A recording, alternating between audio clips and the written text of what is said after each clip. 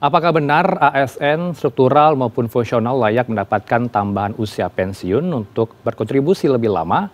Langsung kita bahas pada sore ini dengan narasumber sudah hadir studio CNN Bapak Zudan Arif Fakrullah selaku Kepala BKN sekaligus Ketua Umum Korpri. Selamat sore, Assalamualaikum. Waalaikumsalam. Sehat selalu Anda. Mas Heranov, alhamdulillah. Terima sehat, kasih sudah meluangkan waktu di studio CNN. Kami ingin berbincang dengan Anda. Urgensinya apa sih Prof dengan usulan tersebut?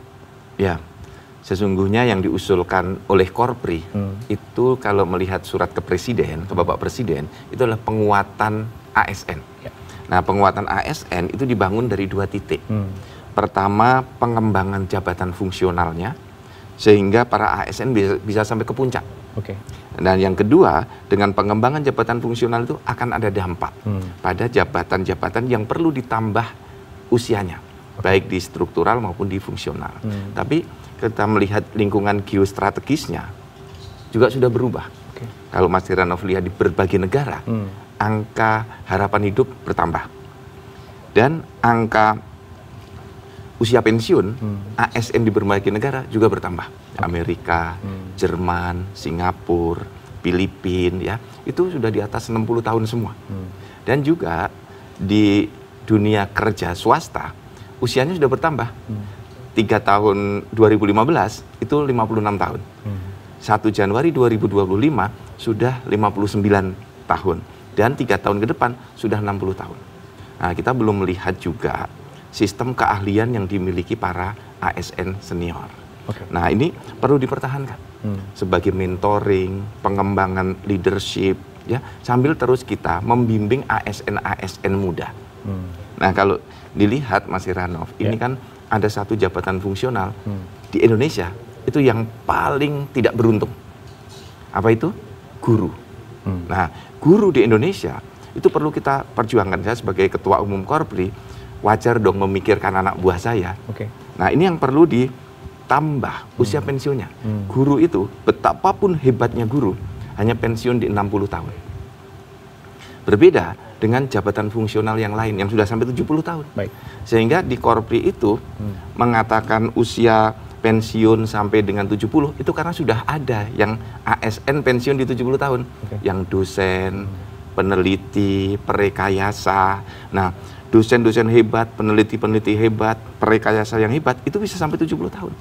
Nah, yang ingin Korpri perjuangkan adalah ASN hebat di semua jabatan itu diberi kesempatan untuk sampai di puncak dan usia pensiunnya bisa sama dengan yang fungsional, sama dengan dosen, perekayasa, peneliti itu. Nah, itu. Murninya ini memang aspirasi dari para ASN yang sudah senior atau memang segelintir orang tertentu saja? Jadi kita itu memiliki 514 kepengurusan Korpri, kabupaten kota, 38 provinsi. Saya mendapatkan banyak sekali masukan. Kita ini kan rutin ada webinar setiap pekan, kemudian ada rapat kerja. Saya sudah berkunjung lebih dari 400 kabupaten kota. Sebagai Ketua Umum Korpri, sebagai Eselon 1, bertemu dengan para ASN, termasuk para guru. Guru kita, kalau sebelum sampai di guru, jumlah ASN kita itu 4,8 juta. 42% itu guru. Nah, guru ini ya kita harus terbuka saja. Nasibnya kurang beruntung, gajinya kecil. Kemudian umur 60 tahun, guru itu sudah semuanya pensiun. Rata-rata guru itu anaknya belum lulus kuliah, dia sudah pensiun. Nah, kalau guru ini bisa sampai ke tingkat utama misalnya, puncaknya guru sampai 65 atau 70 tahun, ini anak-anaknya bisa lulus kuliah dengan baik. Bukankah dengan usia produktif hanya sebatas di 60 tahun, ini nanti bagaimana dampaknya dengan usia 65 tahun hingga 70 tahun? Apakah masih produktif? Jadi kalau kita lihat, usia harapan hidup kita kan sudah naik ke 73,5 tahun. Nah, kalau pensiun di 60, itu kita lihat ya sekarang, kawan-kawan di ASN umur 60 tahun itu masih sehat-sehat, masih produktif. Dan kalau lihat teman-teman yang pensiun, itu 60 tahun itu masih sehat-sehat, Mas. Saya sering melepaskan, hampir tiap bulan melepas ASN pensiun, itu umur 60, ya. Yang fungsional 65, itu masih tampak sehat. Tentu kita harus tetap mendorong ASN itu produktif. Maka sistem harus dibangun. Nah, bagaimana cara membangun sistemnya? ASN harus dibiasakan ada evaluasi kinerja harian. Ngerjakan apa sih setiap harinya?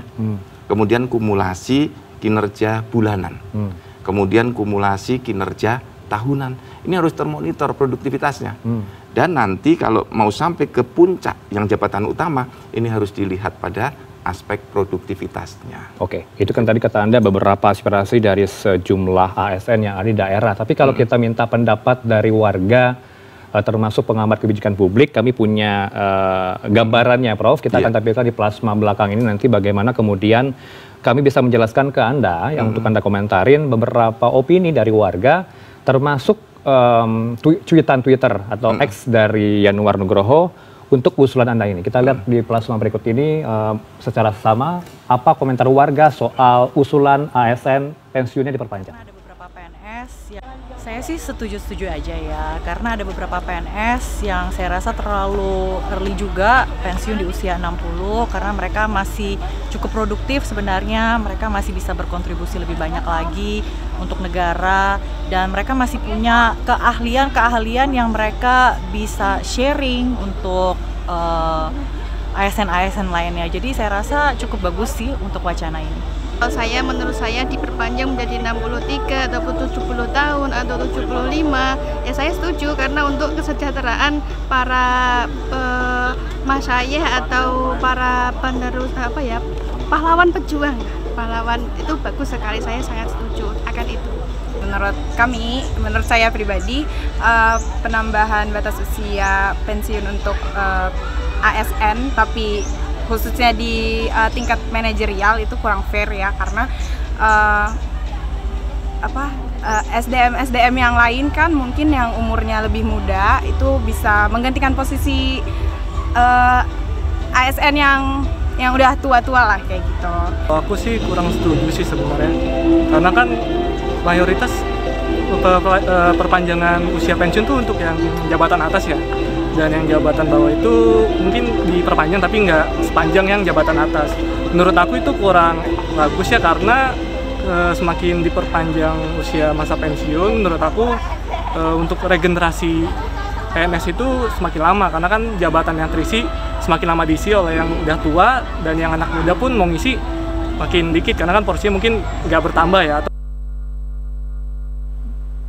Nah, berikut kita simak juga pemirsa dan juga Prof. Zudan, di laman X Yanuar Nugroho disebutkan dengan adanya usulan perpanjangan usia pensiun PNS, ini berarti akan ada suatu bentuk kemunduran birokrasi reformasi, dan seharusnya di negara kita perlu juga diremajakan, Prof. Zudan, untuk layanan publik, bukan justru memperpanjang usia pensiun PNS itu sendiri. Kita langsung minta komentar Anda. Tadi sempat menarik juga masukan dari salah satu komentar warga, Prof.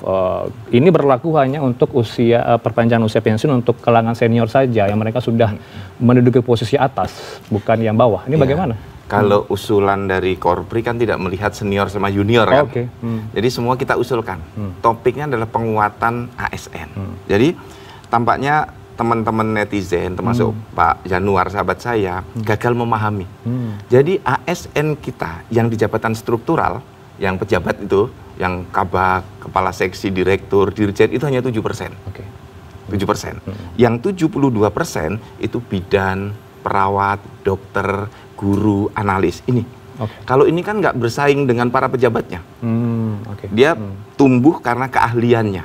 Nah, kemudian yang masih pelaksana, yang staf, yang muda-muda tadi, itu 21% kira-kira.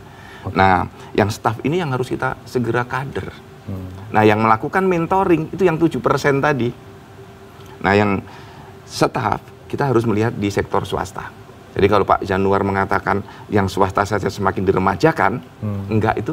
Yang swasta juga usianya bertambah dari 56 menjadi 59. Di berbagai negara, ASN juga bertumbuh. Dan kalau saya, kunci pelayanan publik bukan pada usia, tapi pada teknologi. Pengalaman bagaimana waktu saya di Dukcapil membangun digitalisasi, kemudian di BKN, sekarang kita mengembangkan ASN digital. Semua ASN kita dorong menggunakan satu platform, super apps-nya BKN. Nah, itu didorong ke sana. Nah, gunanya apa apps tadi?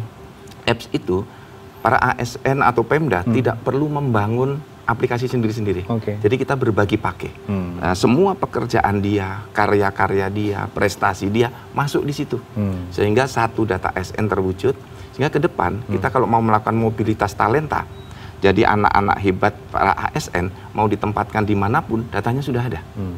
Nah, inilah yang kita kembangkan dengan manajemen talenta. Sehingga nanti mobilitas talenta nasional antar instansi bisa terwujud. Jadi para ASN muda atau rekan-rekan para pencari kerja di ASN itu kebutuhannya masih besar sekali, Mas. Baik. Tapi juga ada kekhawatiran lain, Prof. Zudan. Saya akrab memanggilnya Prof. Zudan gitu ya, dengan Pak Zudan lebih akrab ya. Prof. Zudan, ini juga ada kekhawatiran lainnya dengan usulan tersebut, mandeknya regenerasi, angka pengangguran tinggi. Ini bagaimana menjawabnya? Iya. Jadi pertama, kalau kita lihat regenerasi, ASN ini regenerasi akan berjalan terus. Paling kita ini nanti akan ada sedikit perlambatan di setahun 2 tahun. Karena kan hanya di masa itu. Tetapi anak-anak mendapatkan mentoring yang lebih kuat. Dari anak-anak muda yang perlu kita perkuat adalah wisdomnya. Kemudian cara pengambilan keputusannya. Sehingga belajar antara street smart dan memang academic smart itu bisa berjalan dengan secara seimbang. Ini penting sekali. Dan yang berikutnya, yang tidak kalah pentingnya adalah bagaimana keberlanjutan birokrasi, inovasi-inovasi organisasi, ketika dia belum selesai, bisa diselesaikan di kurun waktu yang tersisa ini, sekaligus mempersiapkan kader. Karena kalau di birokrasi itu, etos yang terkuat adalah leader create new leader. Pemimpin harus mampu mencetak pemimpin-pemimpin baru sebagai kader-kader pengganti dia. Nah, kita juga harus melihat lingkungan strategis juga ya. Kita harus fair nih. Swasta umurnya bertambah, TNI usia pensiunnya juga bertambah, polisi juga sedang diajukan ini. Nah, kita juga melihat kebutuhan organisasi ASN ini juga perlu untuk ke sana. Tapi bisa ditegaskan ini bukan kecemburuan sosial ya, karena usia TNI diperpanjang, ASN pun atau PNS juga ikut diperpanjang. Tapi juga perlu dijelaskan ke kami nanti beban anggarannya bagaimana, Prof. Zudan. Dan juga ini kan pintu masuknya harus konsultasi, minta persetujuan DPR, pintu masuk nanti ke Komisi 2. Ini Komisi 2 nanti yang akan membina. Bisa Komisi 2 atau balik ya? Balik begitu ya. Termasuk juga Anda sudah mengajukan ke Menpan RB. Apakah nanti akan disetujui atau tidak? Nanti Anda jawab setelah jeda maghrib. Kami harus jeda dan kami akan kembali dengan Prof. Zudan selaku Kepala BKN dan sekaligus Ketua Korpri Nasional untuk menjawab bagaimana kemudian beban anggaran termasuk pintu masuk nanti ke DPR bagaimana. Ada sejumlah masukan juga dari Komisi 2 DPR memikirkan pengkajian lebih dalam termasuk beban anggaran.